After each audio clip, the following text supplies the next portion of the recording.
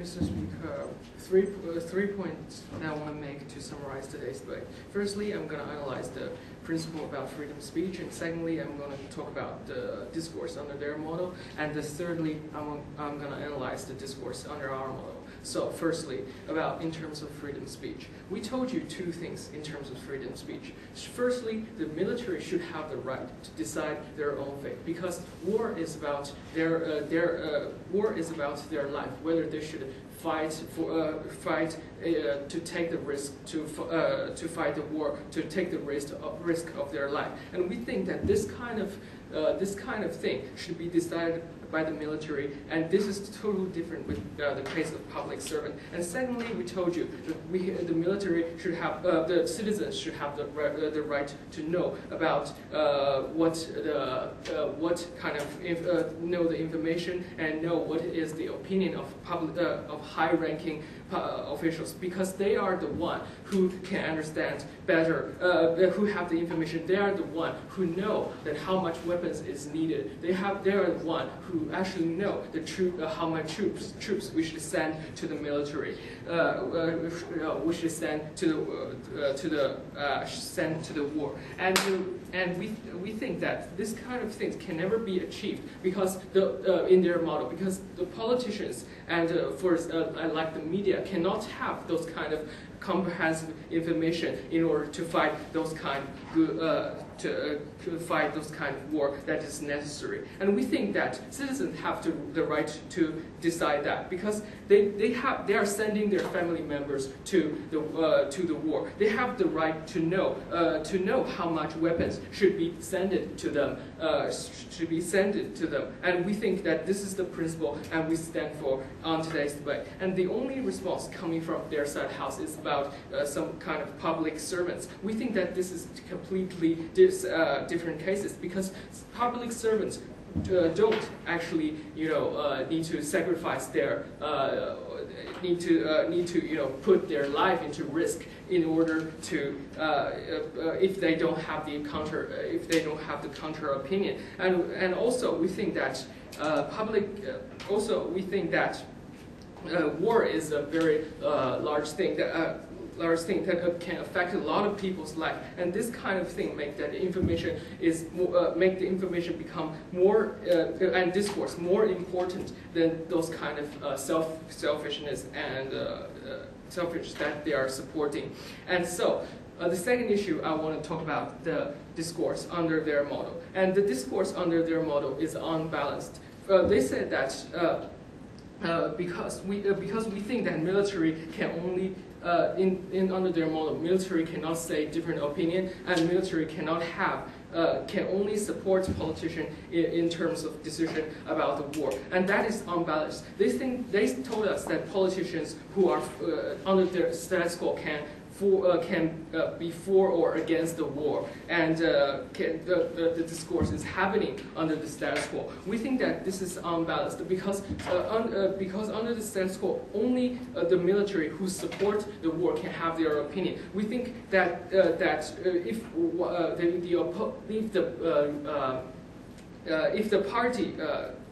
Barack Obama is against the war and the opposing party is for the war, and the general can only support the military can only support those politicians and can only support Barack Obama, but not against that. We think that that is why the discussion in the status quo is unbalanced. And secondly, we said that those kind of military's opinion is necessary because they have the unique information about how much weapon is necessary. They have the information of how much money should be given to the military, and those kind of unique information, which is not cannot be acquired by those kind of opposing party and so forth. And we think that this is very necessary, and we can have a better discourse after taking this plan. And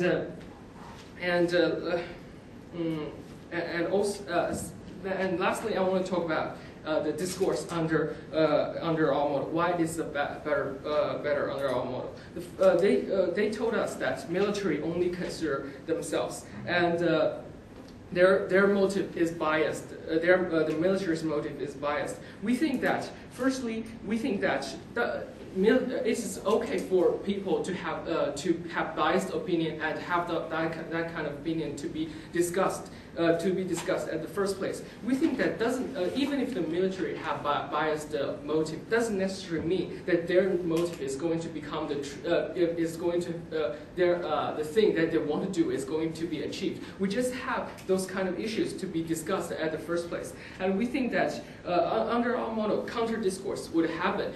Would happen. For example, we think that after taking this plan, some military can have the opinion against the politician, but also some kind of other military officials can have the opinion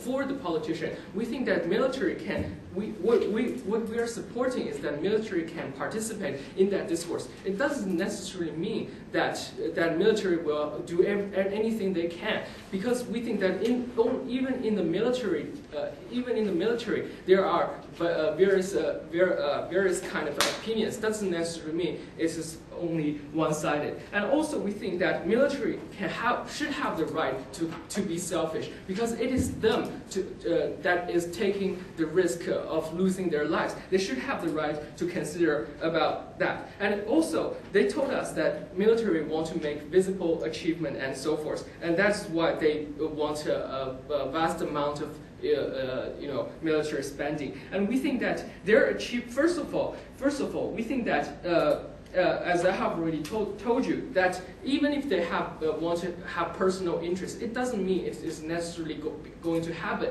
because we only wanted them to have more discussion and more information to discussion, and that doesn't necessarily mean that their personal interest is not going to be criticized by other people and other media and so forth. And also we said that their achievement is actually fight good war and actually win the war and actually to protect the citizen, to fight the terrorists. Their achievement, their visible achievement, is actually connected to the interest of citizens. That is to say, we think it's actually a good thing.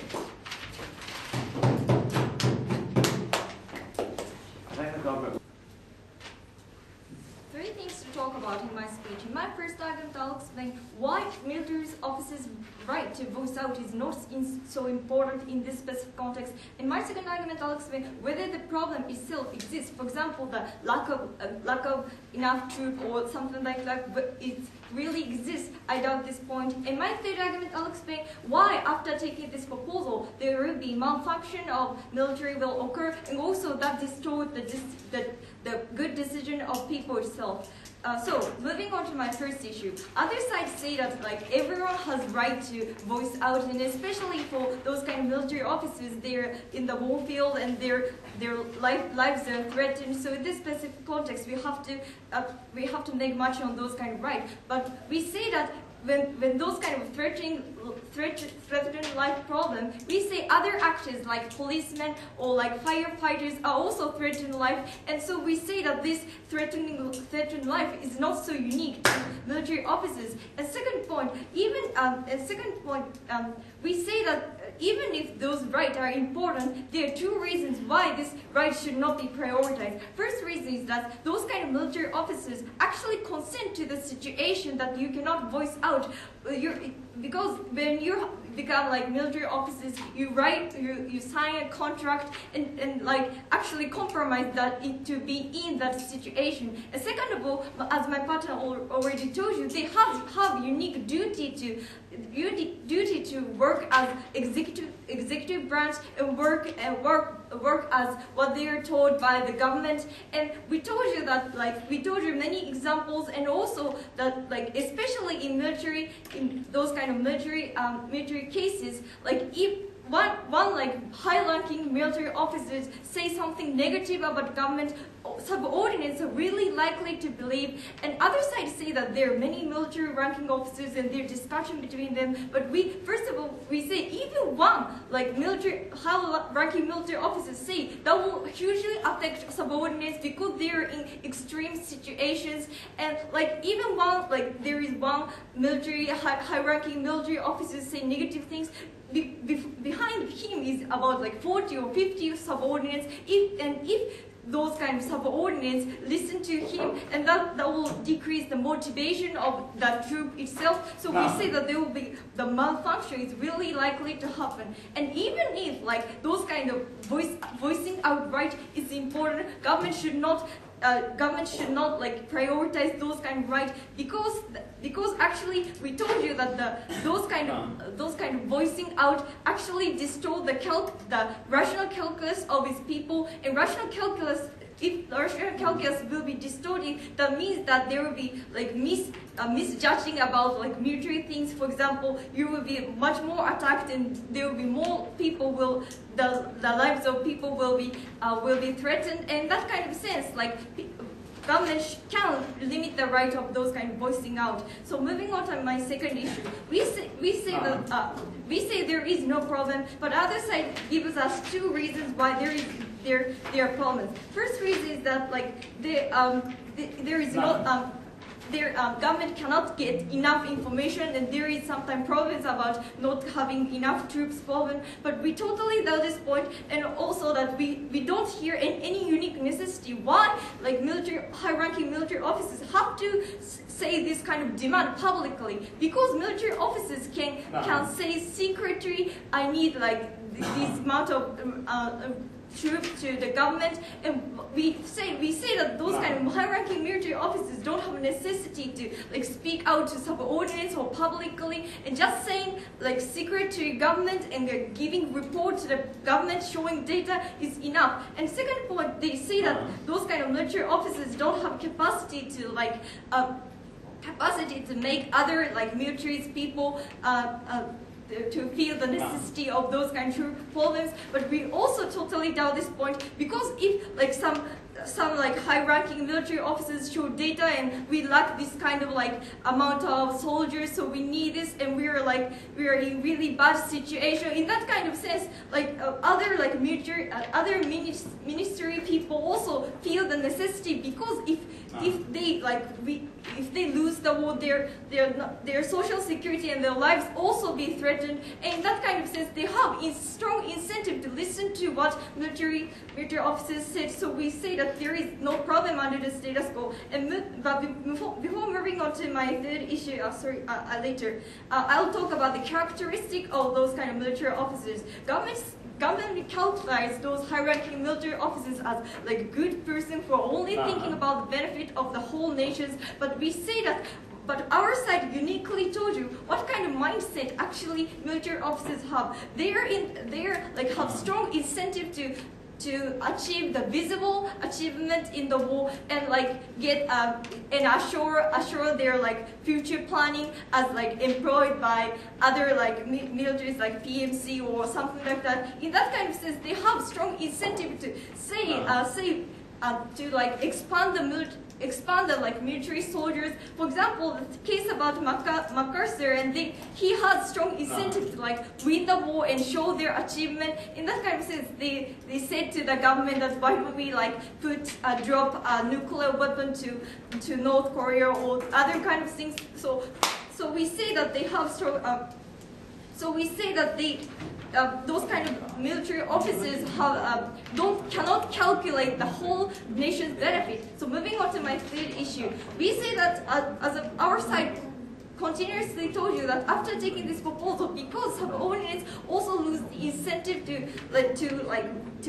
allow what the government say, they lose the incentive, and that leads to the like malfunctioning of military. And why is it so problematic? Because it means that will lead to the losing war, and like many lives were killed and many rapes might be conducted. So we say that this is totally damaging, and also we say that this also distorts the rational calculus of people, because what like military high-ranking officers saying seems reliable. So many people just listen to and like listen to, and that means that there will be like not best decision will be taken after this proposal, and there will be like too much early like withdrawal might be conducted, and too much attack on other side might be conducted, and that leads to the like less losing reputation. So for all these reasons, we beg to oppose.